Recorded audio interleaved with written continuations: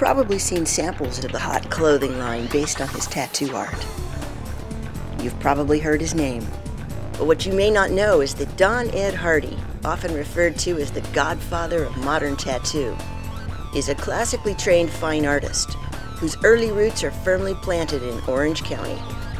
Discover OC learned more at a recent opening reception for one of Hardy's painting exhibits at Track 16 Gallery in Santa Monica.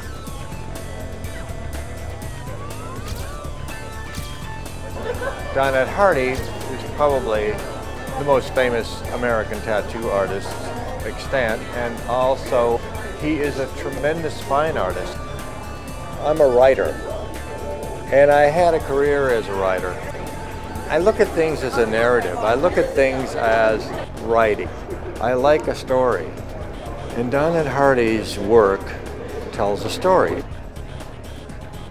The show is part of a bigger show. It's called 5 Stories Higher. It's work by artists who we really appreciate in terms of their body of work and what they continue to do and what they have done already in the past. My relationship with Don, and I knew him by Don early on, before we ever called him Don Ed, goes back almost 50 years. Don lived in Corona del Mar, I lived on Balboa Island, and his interest was the same as mine at the time, which was probably 100% surfing. And we started out surfing, body surfing, and then got into board surfing at Corona del Mar.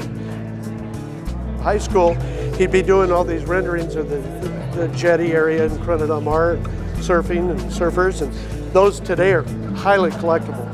I used to do a lot of surfing watercolors and take them to school and sell them for, you know, whatever I could get, $1 or $2 or something to buy gas money for surf safaris. And this is in Corona del Mar on the seawall.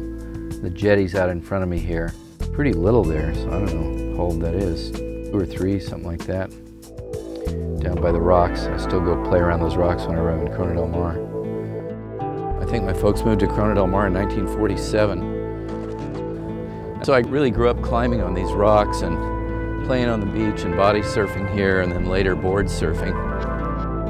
In the 1920s, they surfed the big waves here. Duke Kahanamoku and other Hawaiians came over, and this was one of the premier surfing spots in Southern California. The ocean was the main thing I related to as nature, and I guess the rocks are the closest things we had to mountains, and I was just always intrigued by the forms of these things. The natural formations here and then the displaced rocks that made up the jetties really, I don't know, just had a huge impact on me. It was pretty wild growing up where I did because the beach was, I think, about 6 blocks due west from our house across the Highway 101, and the top of our block, the town ended, and there was barbed wire, and the Irvine Ranch was there, and they ran cattle there, and they had roundups in the summer. So when I was a boy, I was very aware of the whole Wild West heritage, and then I had the surf right down the street, so it was a nice balance.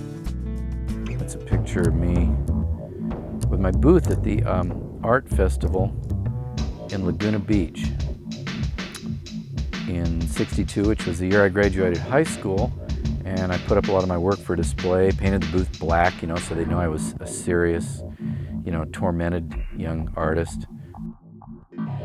There are some old pieces of Hardy's that really, you know, are the tattoo, the die-hard tattoo flash pieces that he was doing purposely for tattoo designs, and then that merged into making fine art using tattoo imagery, using those icons, and you can see a little bit of the progression in this exhibition.